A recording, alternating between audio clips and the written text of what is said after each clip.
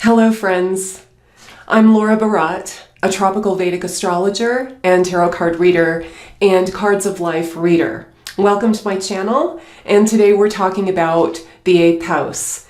I'm doing a series of videos on the 8th house and planets occupying the 8th house. I'm going to go through each planet, and today I'm talking about the sun in the 8th house. So the 8th house is no joke. This is the most intense house of the houses, of the 12 houses, really. The 8th house corresponds to the 8th sign of Scorpio.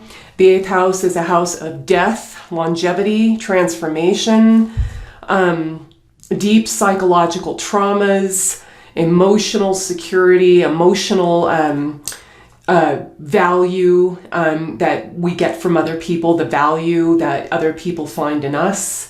It represents the public's money, it represents your partner's money, and it represents psychics, astrology, anything that is hidden.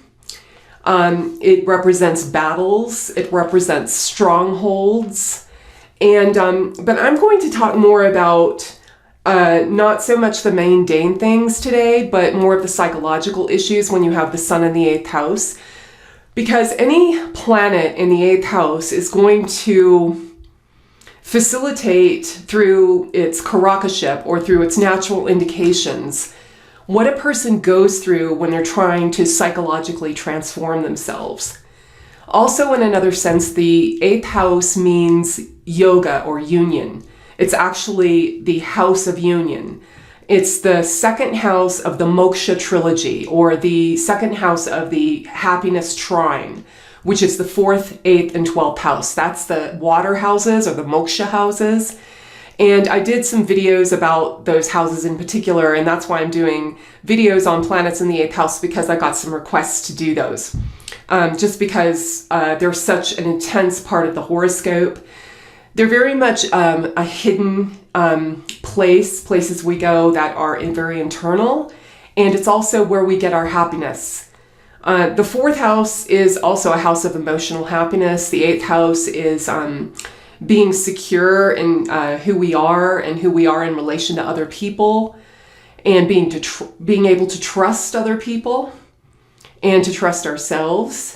And then the 12th house is the outcome of these two houses. The 4th house is also a house of gaining knowledge through ancient scriptures, getting inspired by ancient scriptures to follow a spiritual path. And then the 8th house is actually putting that into practice, which is yoga, through meditation, prayer, hatha yoga, kundalini yoga, qigong, any of those things that we do to try to get closer to the source, try to elevate our spirit. And then the 12th house is the outcome of that, which is the actual letting go of things of this world and kind of merging with everything, okay? Letting go of our ego. So the 8th house is so important because it's that whole process of facing the demons, the traumas, the obsessions, compulsions that we have in our psyche that usually stem from early childhood, but can stem from past lives as well. And we have to really face these things when we do a spiritual practice. It's most of the spiritual path is the psychological battle, and that is the 8th house. And the 8th house is the house of battle, mundane battle, outside battle. Okay, so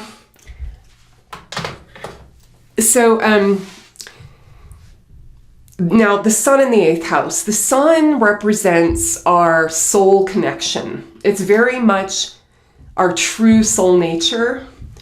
And that's why it's such a big identity factor, especially in Western astrology.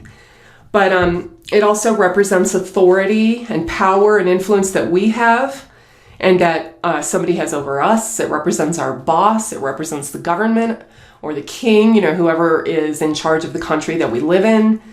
It represents the father and the father's socialization of his children.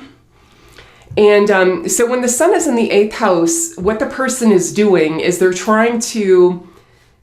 they really are digging deep into their soul nature and they're trying to transform how they view authority and power and how they express their authority and power in the outside world.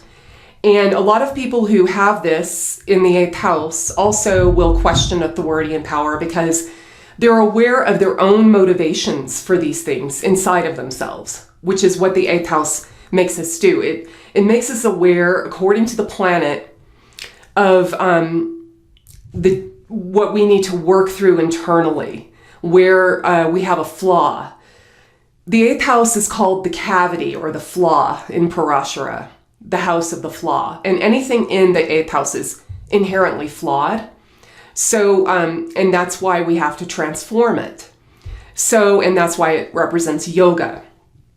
Okay, and so, it's where we get in and we really get in there and do the inner work, through psychotherapy or meditation, and try to transform those psychological traumas. Now, the sun in the 8th house will do that very well because the sun is a soul planet. The sun rules our soul connection. It represents the soul. I mean, not really the soul. No planet represents the soul, but it represents the closest we can get to the soul on this earth. And so it does, it does better in the 8th house than some of the other planets because it's already very much an internal planet, a planet of being alone, a planet of spirituality. And, but it's going to behave very differently in certain signs. For example, the sun in Aries and Leo will behave very differently than the sun in Libra or Capricorn in the 8th house. Because in Aries, the sun is exalted. In Leo, the sun is in his own sign. So he's going to behave very well. And whenever you have the sun anywhere, the sun is what is new. The sun always begins something new. And usually, where the sun is, we like to try something new. We like to do something innovative. And if it's in the 8th house, we do something new with, psychology. Carl Jung had the sun in the 8th house in Leo. We do something new with astrology or occult sciences. Besant had the sun in the 8th house, along with a lot of other planets. And then, and also my teacher, Ernst Wilhelm, has an exalted sun in the 8th house. So you see these people who have strong suns in the 8th house, they're really going to innovate the areas of psychology and occult sciences, astrology, those kinds of things. So depending on who else has it? There's somebody else. Oh no, that's not it. Okay. So so you see how it can act a little differently. Now if it's in Libra in the 8th house, a sun in Libra is debilitated because Libra is very much a sign of compromise, and the sun doesn't like to compromise. The sun is all pure inspiration coming through. That's why he's exalted in Aries, the sign of the head, where we get all the inspirations and ideas coming through us and we want to act on those. Libra represents the scales and compromise, and the sun does not like to compromise. He doesn't like to wait around. Libra is where Saturn is exalted. Saturn likes to slow it down and take your time and make a good decision. The sun doesn't like to do that. So the person who has 8th house sun Libra, can wait too long or be unsure of themselves when they get an idea, or question themselves, or wonder about what everybody else is going to think because of that Libra influence. And that also happens if you have the sun conjoined Venus, if you have both the sun and Venus in the 8th house, because Venus is an enemy, they're enemies. So the Venus is very much a planet of compromise and decorum and diplomacy, and it has to take into consideration what everyone else thinks and what everyone else is thinking, and it's very much a social planet. And so the sun is not that at all. So when you get the sun with Venus in the 8th house, the person can kind of wait around and and worry about what people are thinking about them if they try to go through psychotherapy, or if they're in a group psychotherapy, they might wonder, what the group is thinking about them, or be self-conscious about that, or try to temper their inspiration to be palatable for the group or for their peers. So that can hinder the sun a little bit. If the sun's with Jupiter, that's excellent. Any planet gets delighted with Jupiter, and Jupiter is a friend to the sun. So if you have Sun Jupiter in the 8th house, that even makes it more exciting. It gives you more inspiration to push forward in looking inside of yourself and working through, all of those hang-ups and obsessions and neurotic tendencies that you may have. So that's how that can play out with a Sun-Jupiter conjunction, or if the sun is in Pisces or Sagittarius in the 8th house. If the sun is with Saturn or in Capricorn or Aquarius in the 8th house, that's going to slow down the sun's inspiration. The person is very slow to understand what's going on deep inside of them. And, they live a long time. They may live with some inner depression or inner feelings of lack and not connection to that soul source. And when they get older, they start to kind of realize these things, and they may have pushed it away when they were younger, but when they get older, because Saturn is a planet of age, of getting older, the elders. And so when they get older, they may want to turn and understand what's the cause of their pain and what's deep inside of them. Also, they may be prone to depression in the 8th house and know that it has something to do with something deep in their psychology, deep within that happened in their early childhood. So that is another way that the Sun Saturn or the Sun and Saturn signs can express himself in the 8th house. And the Sun in Mercury signs, Gemini and Virgo in the 8th, that's neutral. So it's, not terribly good or terribly bad. It's just kind of neutral. You would have to look at the, aspects on the Sun. But it would be like I said, the person wants to do something new and creative in the fields of diving deep within their psyche. Okay. And then also if there is a troubled sun in the 8th house, like with Saturn or Venus, then, or in those signs, the person can have some power conflicts with authority. They can really distrust authority because the 8th house is the house of trusting others. They can, want to rebel against authority. They can also have problems if it's with Saturn. They don't trust people who are subordinates to them. Like if they become a boss, they might treat those people in a very negative fashion and not a respectful and caring way. So don't have a boss who has Sun Saturn in the 8th house. But seriously though, that's true.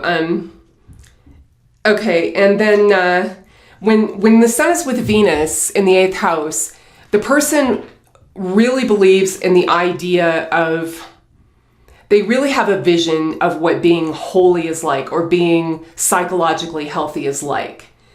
And usually it relies on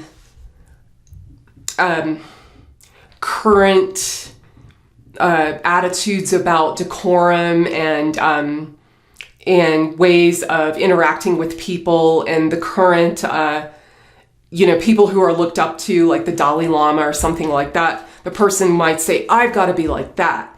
But the person may not really be like that. Venus really will make that sun think that they have to follow some paradigm that's already been set down. And the sun doesn't want to follow a paradigm that's already been set down. He wants to do his own thing and just express himself naturally and organically. Maybe that person is nothing like the Dalai Lama. Even if after they've been doing a lot of meditation or psychotherapy or dream analysis or any of those things, they still, have a really down-to-earth kind of quirky personality, and they're nothing like what a saint, quote unquote, should act like. And so that's what Venus on the sun tends to do. And when it's in the 8th house, the person's going to start thinking, oh, I've got to be holy, like these people over here. But it doesn't work that way. And eventually they learn that, it just, when you age, your chart starts to compensate in other ways. So yeah, that's how that works. And I mentioned Annie Besant has the sun in the 8th. Carl Jung has the sun in the 8th.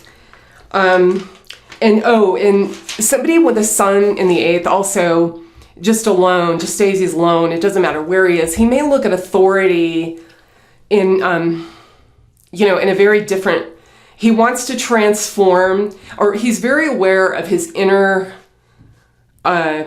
relationship to power and influence.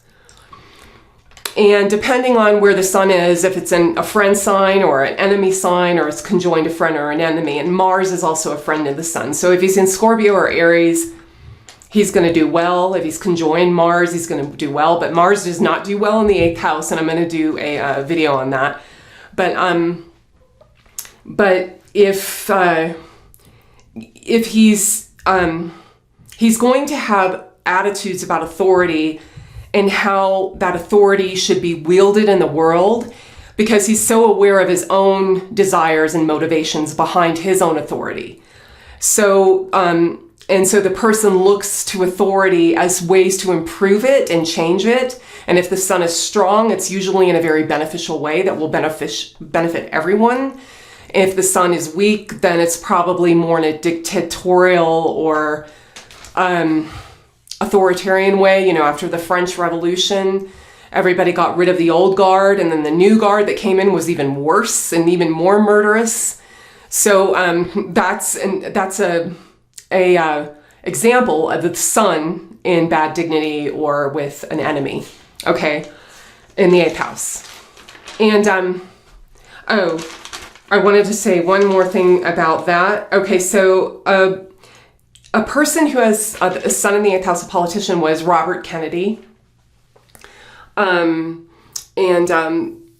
He had really strong ideas about how leadership can be transformed. And also, when the sun is in the 8th, the person can have a very problematic relationship with their father. There can be other mitigating factors in the chart, but usually the father was a very problematic figure. And then also the sun in the 8th house can make a person go into psychotherapy, go into astrology or the occult sciences or something like that. And usually that when they do that, that energy is channeled, that 8th house energy is channeled into those areas. So it satisfies those 8th house requirements, and then you don't get all the massive changes and transformations that happen with the sun in the 8th house, okay? So yeah, I think that's it. I've covered it today. I'm not really going to go into kind of the mundane things that the sun in the 8th house means for every sign. I just wanted to talk a little bit about the psychology behind it. And so yeah, I'll be doing the rest of the planets later. So thank you for watching, and please visit my website at laurabaradastrologer.com and hit the like button and subscribe. Thanks so much. Bye.